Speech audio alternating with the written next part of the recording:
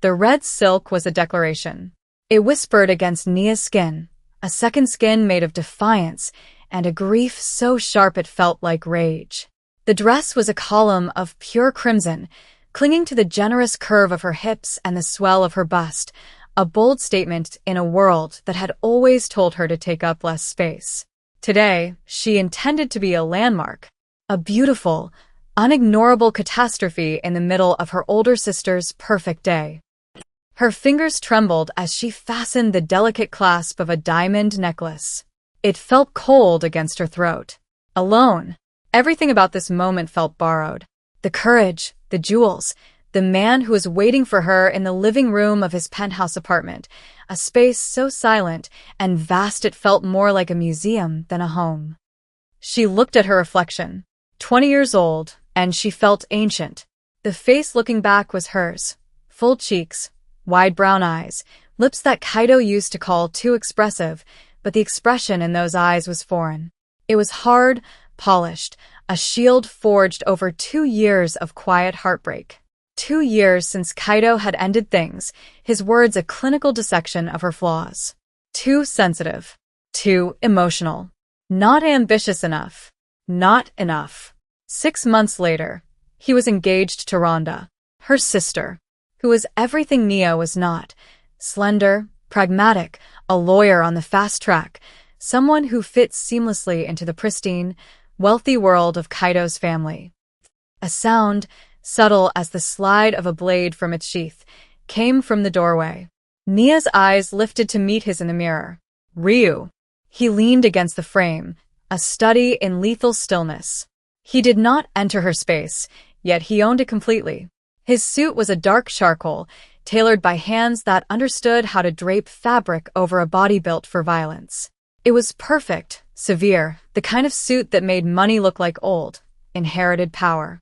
Ink, a deep, intricate blue-black, peeked from the starched white cuff at his wrist, a hint of the brutal artistry that covered his skin.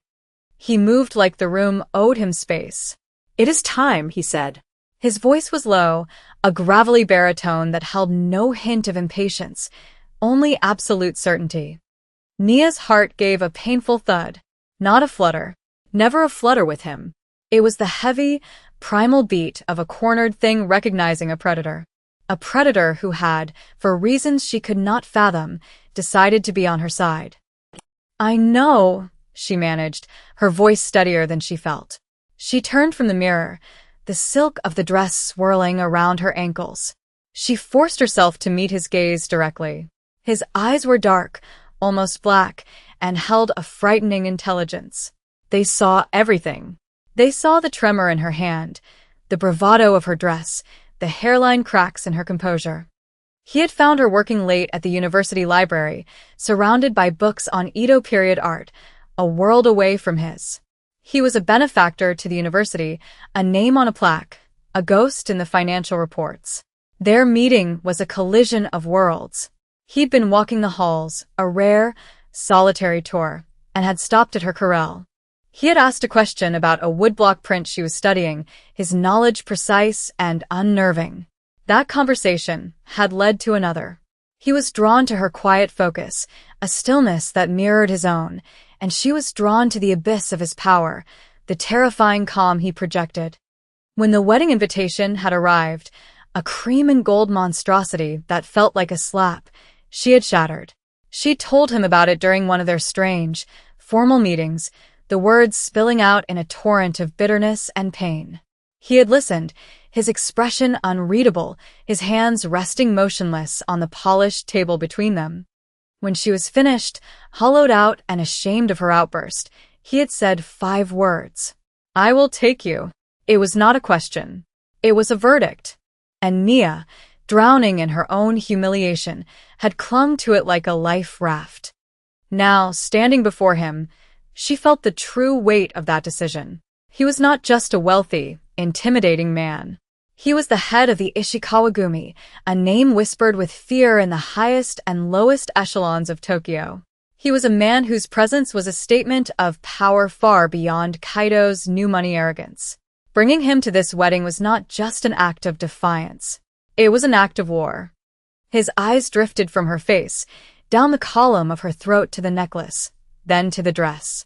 He did not smile. His face rarely betrayed any emotion beyond a glacial calm.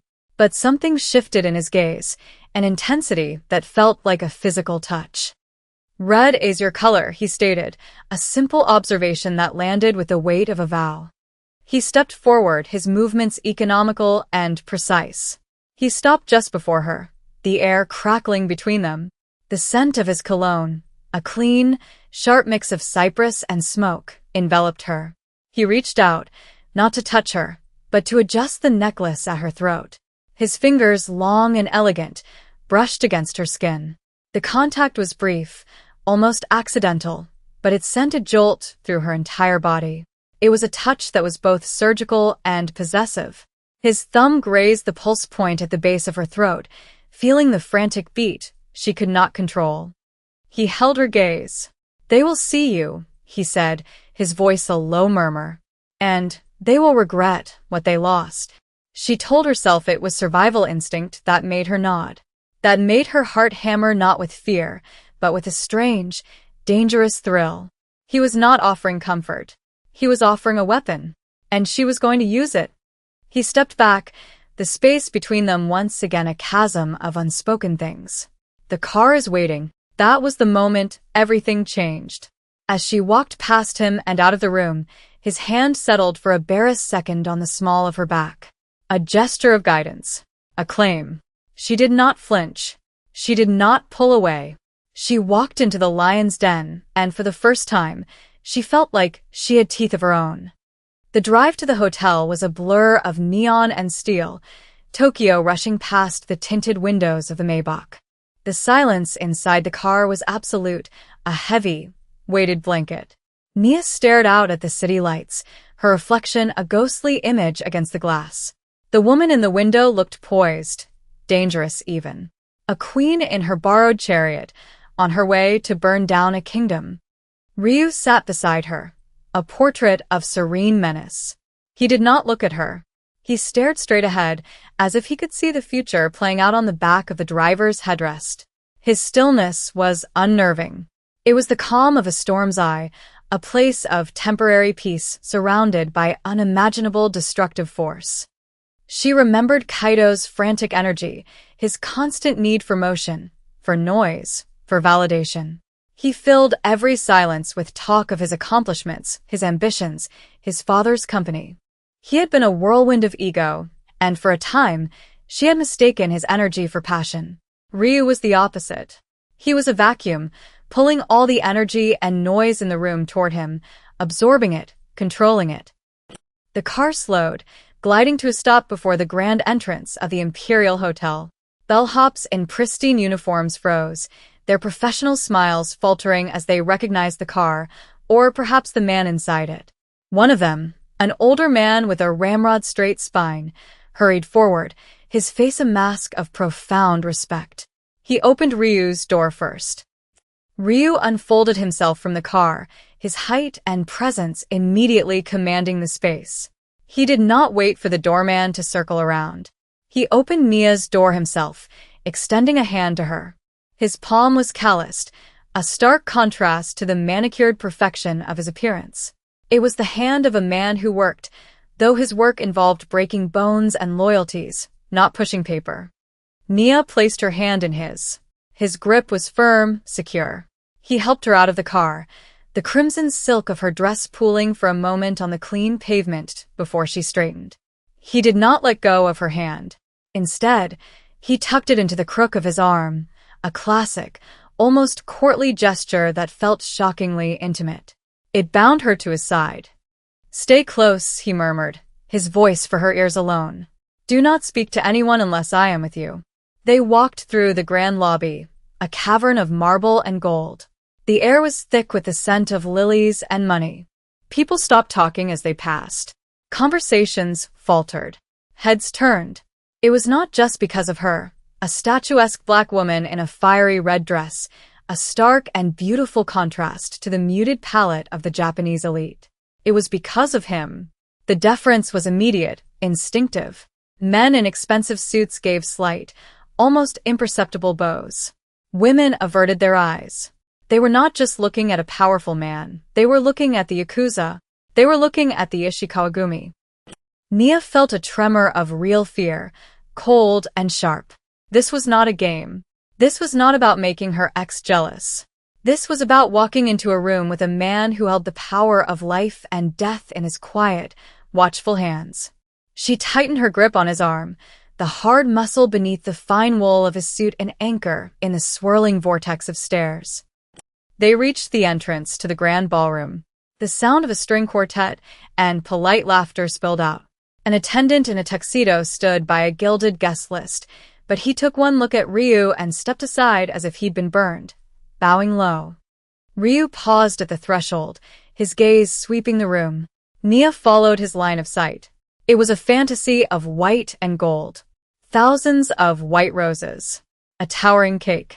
Crystal chandeliers dripping light onto a sea of perfectly coiffed heads. And there, at the center of it all, was Kaido. He was laughing, his hand on the arm of his new bride. Her sister.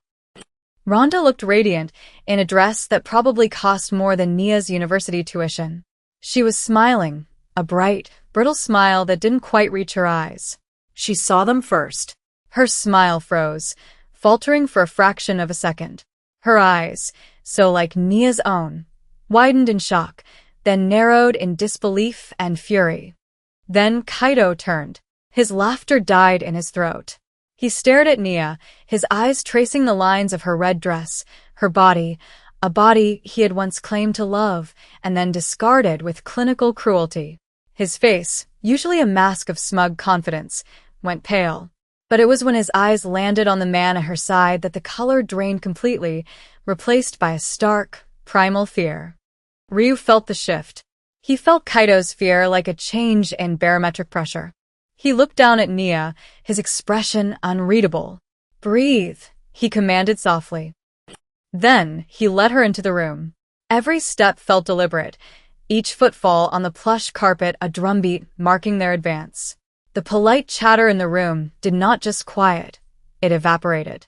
A wave of silence radiated out from them, a ripple effect of pure, unadulterated power. They were an island of stillness in a sea of frozen faces. This was his world, a world where silence was a weapon and fear was a currency. And she had just willingly stepped into the heart of it. They were given a table near the front, a table that had clearly been empty, reserved for someone who had not been expected to arrive. The staff scrambled to set 2 places, their movements jerky and nervous. No one approached them. They sat in a bubble of isolation, a king and his consort holding court in a hostile territory. "Are you all right?" Ryu asked, his voice still low, but the question was sharp, demanding an honest answer. Nia looked across the room at her sister. Rhonda was whispering furiously to Kaido, her face a mask of anger. Kaido was not looking at his bride. He was staring at their table, at Ryu, his posture rigid with a terror that was almost pathetic. He looked like a boy who had just seen a ghost. "I'm fine," Nia said, and was surprised to find it was the truth. The humiliation she had dreaded, the pitying looks, the whispers, none of it touched her. It was all directed at Kaido and Rhonda. She was not the tragic figure here. She was the mystery, the threat. They looked startled. A ghost of a smile, so faint it was barely there, touched Ryu's lips. Startled is a mild word for it. He picked up a glass of water, his movements unhurried. Kaido's father built his shipping empire on contracts his rivals could not secure. He made alliances with the wrong people, owed debts he could not pay. Nia's blood ran cold. "What kind of debts?" "The kind that are passed from father to son," Ryu said, his eyes fixed on Kaido. "The kind that are paid with more than money." He took a slow sip of water. "The clan his father allied with was an old rival of my family. They operated without honor. They broke an oath. A transgression my father never forgave." That's when she understood. Ryu wasn't just here as a favor to her. His presence was a message. It was a reminder of old sins, of debts still outstanding. This was personal. His wound, the shame he carried, was tied to the very people celebrating tonight. He was here to reclaim a piece of his family's honor, using Kaido's terror as a stage. The danger in the room escalated from social to tangible. This was not just a family drama anymore. It was a Yakuza power play unfolding at a wedding. A man approached their table. He was older, with a face like a clenched fist and eyes that held a lifetime of violence. He bowed deeply to Ryu, ignoring Mia completely. "Head of the family," he said, his voice a low rumble. "Your presence here is unexpected." "I am where I need to be, Tanaka," Ryu replied, his tone dismissive. He did not introduce the man. He did not need to. This was one of his soldiers, his lieutenant. Tanaka's eyes flickered to Kaido's family table, where an older man, presumably Kaido's father, was watching them with a grim expression. The Sasaki clan is also in attendance. They see this as a provocation. "Let them," Ryu said, his voice dropping to a near whisper, a thread of cold steel. "Let them remember what happens to those who lack discipline." The lieutenant bowed again and retreated, melting back into the crowd. The threat was no longer abstract. It was here, in this room, breathing the same recycled, air-conditioned air. The Sasaki, the rival clan. They were here. Mia felt a sudden, dizzying urge to run. To get up, walk out of this gilded cage, and disappear back into the safety of her anonymous life. She could. The exit was right there. No one was physically stopping her. She looked at Ryu. He was watching her, his dark eyes searching her face, gauging her reaction. He was giving her the choice. He would not force her to stay. His brand of control was more subtle than that. She thought of Kaido's dismissive words, of her sister's casual betrayal. She thought of the years she had spent trying to make herself smaller, quieter, less of a burden. She looked at the crimson dress, a beacon of defiance. Leaving now would undo it all. It would make her the frightened girl Kaido always said she was. She took a slow, deliberate breath. She met Ryu's gaze and held it. She reached across the small table and laid her hand over his, which rested on the white linen. His skin was cool. His hand was completely still beneath hers. "I'm not going anywhere," she said, her voice quiet but firm. It was the first charged moment between them that was not born of his power over her, but of her choice to align with him. A flicker of something, surprise, respect, passed through his eyes. He turned his hand over and curled his fingers around hers, his grip surprisingly gentle.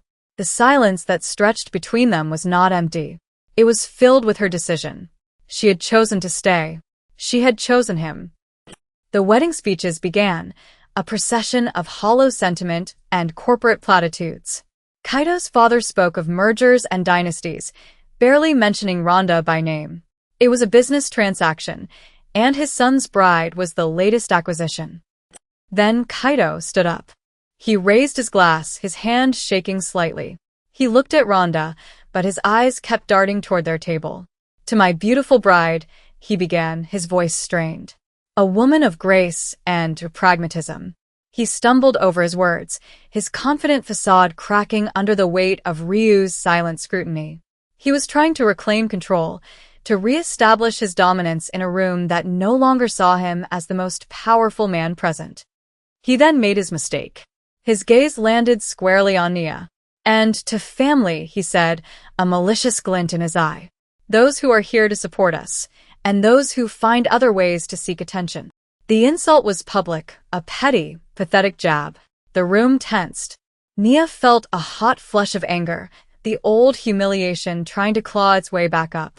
But before she could react, Ryu squeezed her hand, a silent command to wait. He leaned in, his lips brushing the shell of her ear. The sensation sent a shiver down her spine.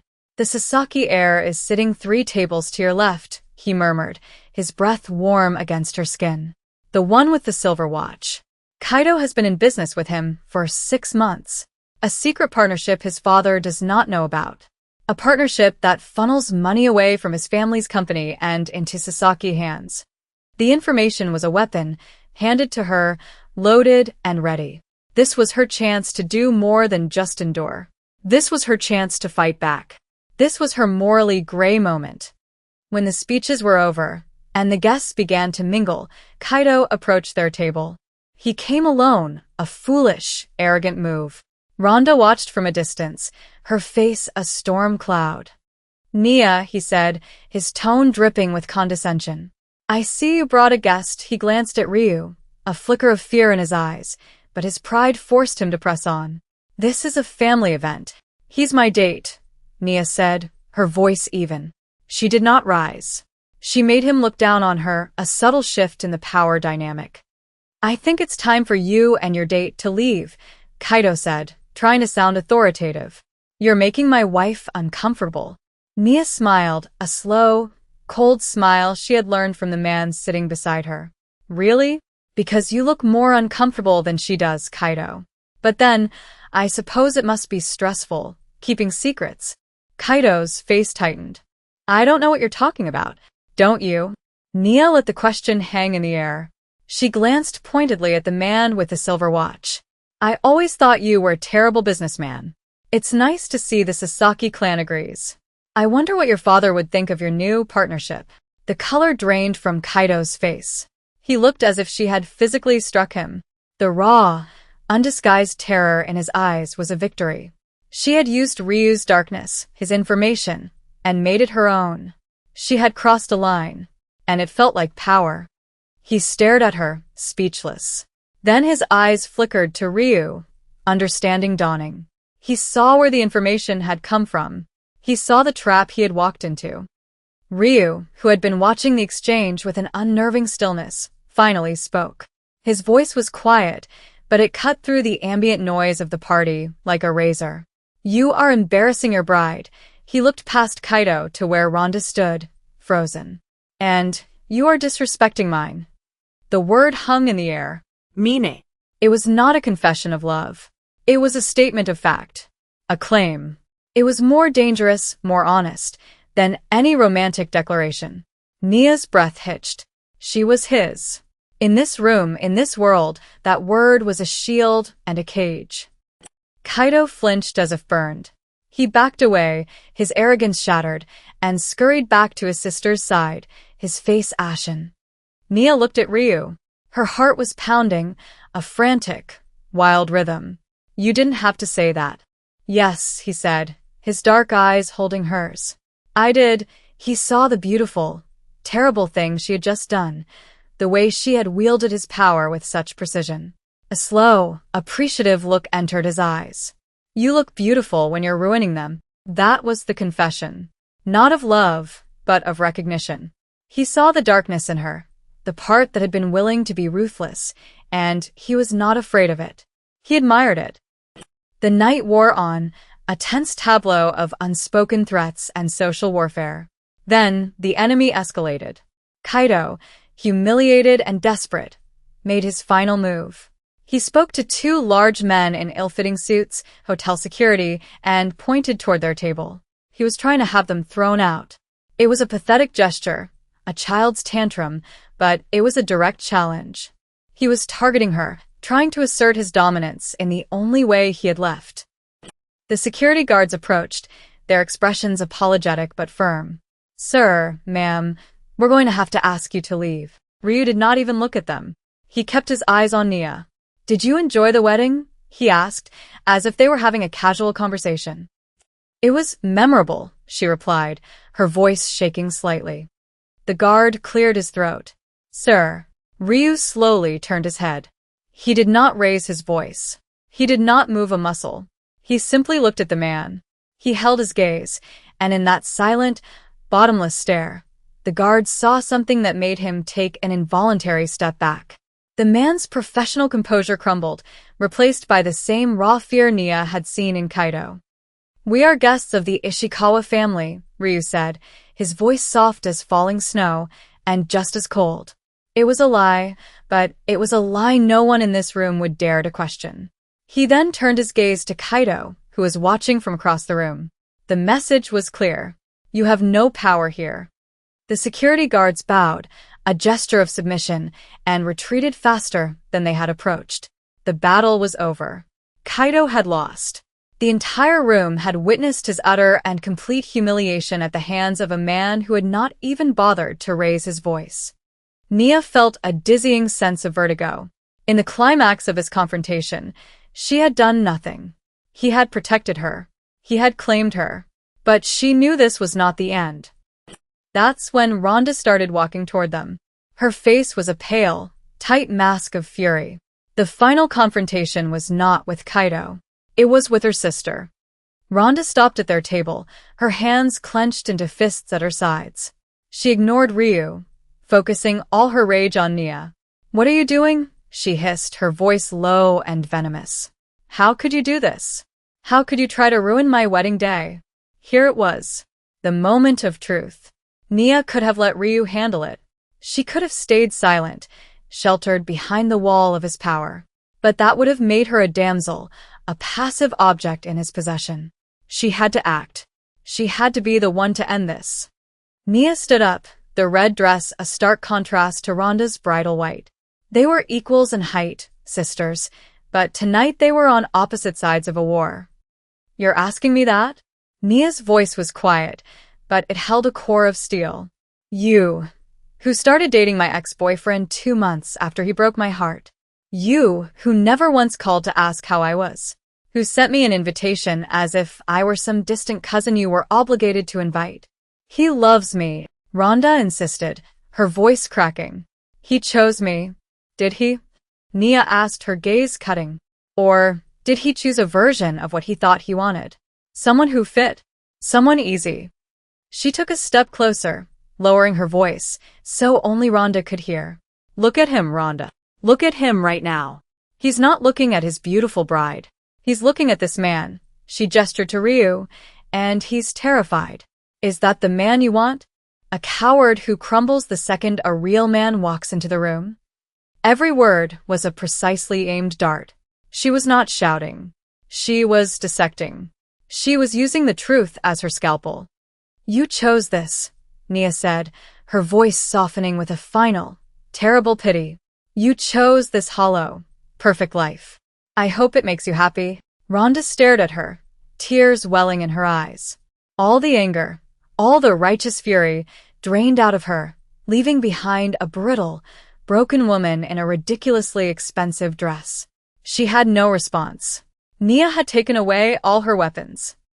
Nia turned away from her sister. She looked at Ryu. "I'm ready to go." He stood, his dark eyes holding an expression she could not decipher. It was not pride. It was something deeper. Acknowledgement. He saw her, all of her. The strength, the vulnerability, the quiet capacity for ruthlessness. He placed his hand on the small of her back. It was not a gesture of guidance this time. It was a declaration. She was his. They walked out of the ballroom, leaving the wreckage of the party behind them. The silence that had followed them in now followed them out. They did not look back. The cost was clear. Her relationship with her sister was severed beyond repair. The last bridge to her old life had been burned, and she had been the one to light the match. She had made a choice, and a price had been paid. Nothing in this world was free. In the silent cocoon of the Maybach, as it slid through the glittering Tokyo night, Nia stared at her reflection once more. The woman in the window was the same, yet entirely different. The hardness in her eyes was no longer a shield. It was a part of her. Ryu did not speak. He simply reached over and took her hand, his fingers lacing with hers. His touch was no longer a jolt or a surprise. It felt like a certainty, an anchor. She did not know what tomorrow would bring. She did not know if this was love or survival or something else entirely for which there was no name. She only knew that she had walked into a fire, and instead of being consumed, she had found a strange and dangerous home in the flames. She looked at their joined hands, her dark skin against his, the hint of ink at his wrist a dark promise. She had made her choice, and for the first time in a long, long time, she did not regret it.